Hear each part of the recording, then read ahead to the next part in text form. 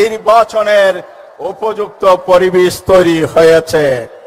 আপনাদের বক্তব্য যদি এটাই হয় গুলি চালানোর পরিবেশ, মানুষকে হুমকি দেওয়ার, হামলা দেওয়ার পরিবেশ, জনগণ সেই পরিবেশ মানে না। এই জন্য আমাদের দাবি সুস্পষ্ট, প্রশাসনিক রদবদল লটারির ভিত্তিতে করার কথা, সেখানে শুভঙ্করের ফাঁকি আছে।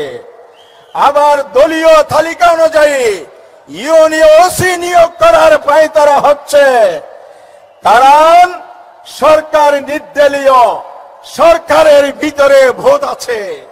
সরিষায় ভোট থাকলে সেই ভোট জনগণ তাড়াবে ইনশাআল্লাহ।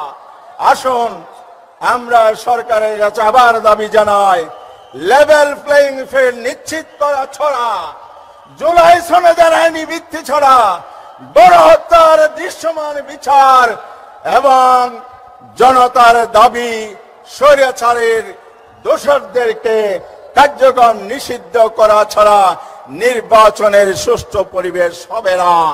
সুতরাং আমাদেরকে 8 দলের অধীনে যে ঐক্যবদ্ধ আমরা হয়েছে, জনতার ঐক্যকে অটুট রাখতে হবে, শক্তিশালী করতে হবে। সীসা জ্বালা প্রাচীরের